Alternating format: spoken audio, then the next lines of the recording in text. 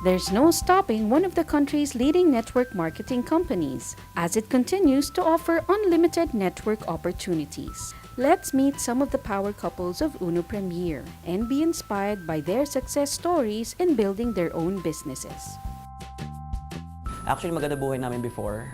Graduate ako ng Ateneo before, grade school, then high school, and then talagang wala naman talaga permanente sa mundo, di ba? Nangyari yung mga negosyo ng tatay ko na nalugi talaga siya. So wala kami magawa.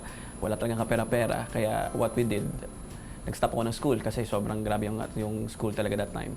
So ang nangyari sa akin, nag-messenger kami. So from sobrang ganda, nangyari, naging messenger ako for 2 to 3 years. Actually, nasa corporate world ako before. For the past 9 years, naging operations manager ako.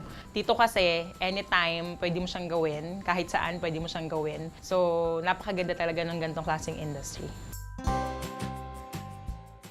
I started working at the age of 19 sa isang BPO company. I started there as an agent and then 20-year-old nung na-promote ako as supervisor and manager. One of the many reasons, nung nagkaanak na kami, gusto na namin magka-house and lot. Kasi ayaw namin na pag nawala na kami, wala kaming napundar na bahay para sa anak man lang. When we were actually searching na on how to get to our financial goal ng mas mabilis. So we were open to anything. So try lang yung uno, try lang talaga. Ganito lang, pag pala nagutom ang pamilya mo, hindi mo pala pwedeng ipambili sa grocery, ipambayad sa grocery, ang lahat ng diploma, ang lahat ng lisensya na meron ka. I grew up in a family, lahat empleyado. So I never had a background of somebody who who made it successfully in a business. So when you grow up, yung notion mo lagi is that you go to 8 to 5 job and then you have a 15-30 na pay. So yun lang. What made me decide to leave my job was when yung salary ko, ilang months, nakukuha mo na lang in just a short span of time.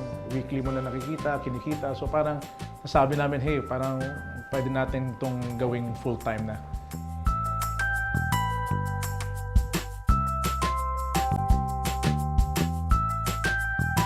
Bago pa kasi ako mag-call center, lagi na ako nai-invite, no?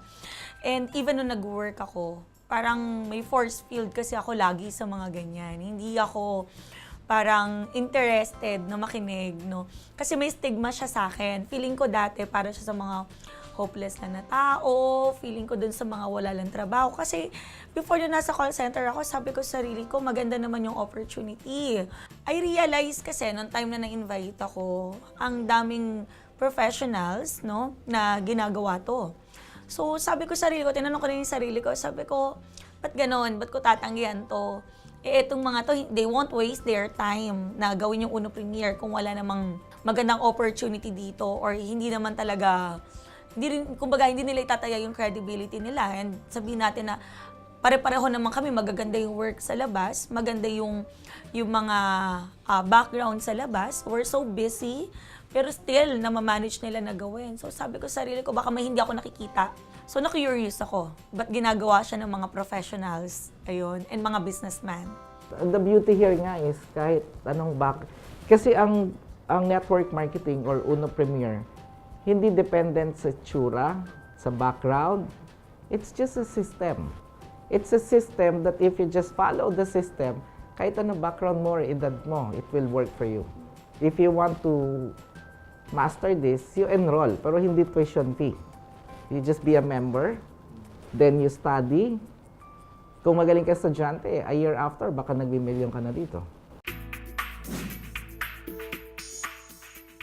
Nung nakita ko itong network marketing Uno, sabi ko, hindi mo kailangan pala dito matalino ka, hindi mo kailangan dito magaling ka or graduate ka. Basta may pangarap ka lang, kayang-kaya mo to. Ba't ko rin siya ginawa? Kasi sawang-sawa na ako problema, lagi pera. And kung ito yung pwedeng makabangon ng pamilya ko, gagawin ko to.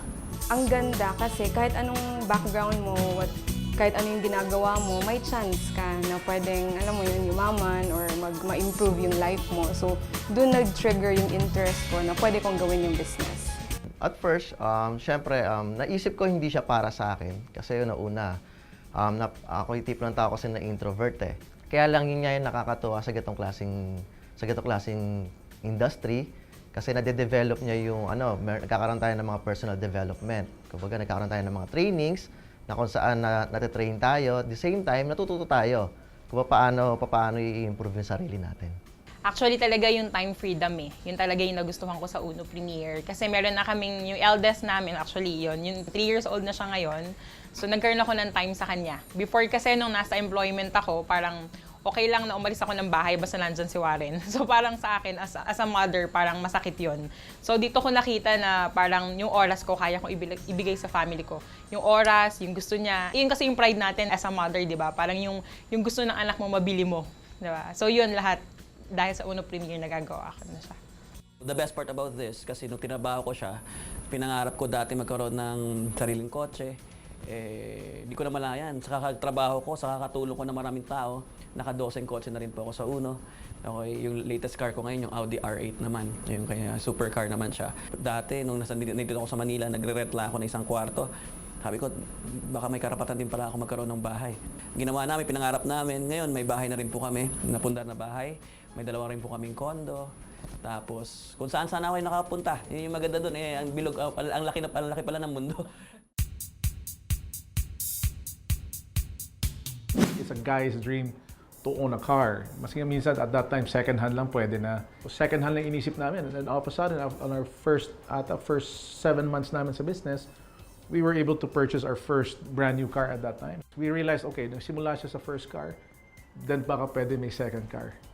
Nagkaroon ng second car, baka may third, fourth, fifth, so on and so forth. So, it's not about the fame or something, pero it's a nice feeling na where you were before eh. Alam mo yung, maski gatas nga ng anak namin, hindi ko maibili. I'm a provider, I'm the father, so that should be my responsibility.